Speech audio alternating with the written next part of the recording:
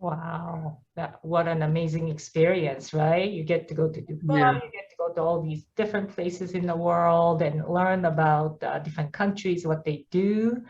yeah. I see Marina's hand, I believe. Marina has a question. Yes. Hi, Rosa. So good to meet Oh, you. So what you're describing sounds very collaborative. Um, but we keep hearing in the news about the space race. Can you tell mhm. us more about that? Like, is it competitive or is it collaborative or both? And yeah, something that maybe kind of relatable to what's happening in the news. Does it reflect what's happening with NASA or not? And Yeah. are we going to move to Mars or what's going on? Give us some heads up here. If we move to Mars, uh, we probably it's a one-way trip. Like, yeah. So there may be some people interested in doing a one-way trip, but not yet. Like, there's years and years before that happens. um, but is there a race? Uh, kind of. So, in the US, because we are in, I guess, North America, there's only two agencies here, NASA and the Canadian Space Agency. And honestly, we collaborate, because we're so close and we just work together. And there's nothing else, South America and down south, there's no other space agency.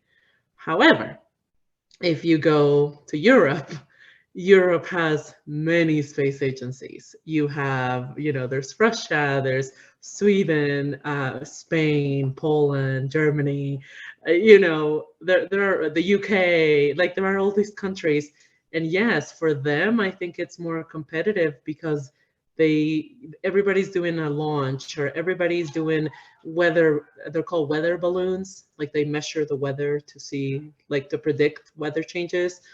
um so I think maybe I see more competition in Europe, and then you run into, Japan, South Korea, the UAE, so the Middle East. The only ones with an agency is the UAE. um India has a space agency in Australia. So yeah, I mean, I think the role for the US is we are kind of like we set principles, like, we set like we call them civil principles, that we announce to the world, and then we turn them into something called the Artemis Accords. And so the accords are like a set of rules that basically say to other countries, would you like to participate in the moon program?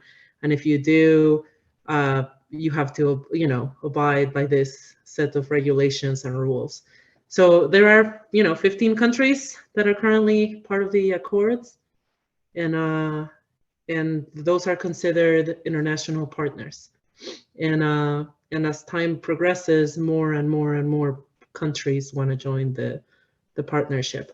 So NASA is kind of like a, like the head of agencies, and everybody wants to join us. Because I don't know. I mean, we're structured, or we're very organized, or we pretend to be. but, but yeah, that's the role, or that's what the U.S. Plays, in the space world. And there's no race, I mean, you see like SpaceX, and so SpaceX is a contractor for NASA. Like they make parts or modules for us. And so we do any, like the Northrop Grumman is another contractor, Maxar is another one. So there are the three main players are SpaceX, Maxar, and Northrop Grumman. And they're making different items for us, and we don't think it's a race. Maybe a race between them, because they want to win the contracts with NASA. But but outside of that, we don't see them as competition or anything.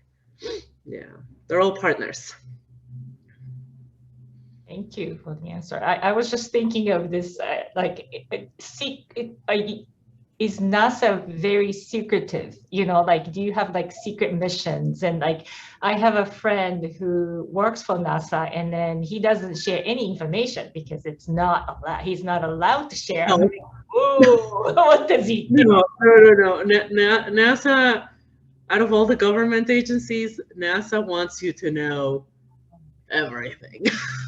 NASA wants to share with the world what we're working on.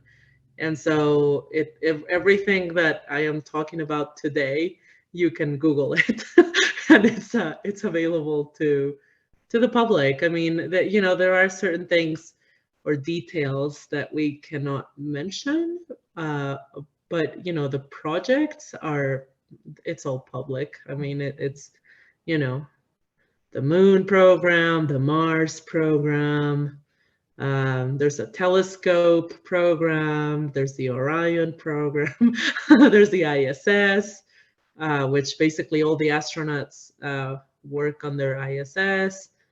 And yeah, it's real. It's a real thing. People do go to space.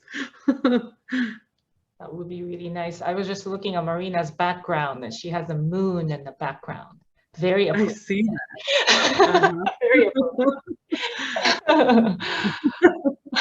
So actually, I want to go back to when you were 17 a little bit. Let's backtrack a little bit because we talked about what you do now, but you know, let's go back to when you were 17, you came to Mission College. And I believe you studied English as a second language in intensive English program first, correct? One semester Yes. of English, and then you started a program at Mission College. Just tell us, walk us through the whole educational journey for us. You know, you came in and then you did associate degree and transfer and then moved on to master's, right? Yeah.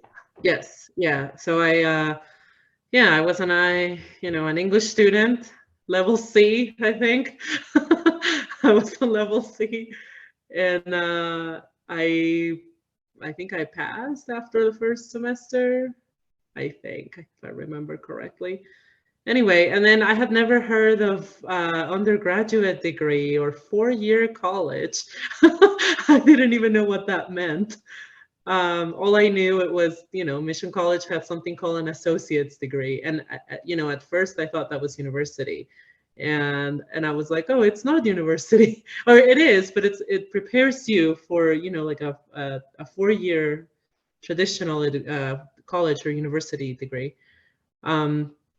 But anyway, I mean, I honestly started with the idea that I was just going to get an associate's degree. And then later on, I learned that if you take certain classes, then you can transfer to a university. So I did. And, you know, some semesters I did just fine.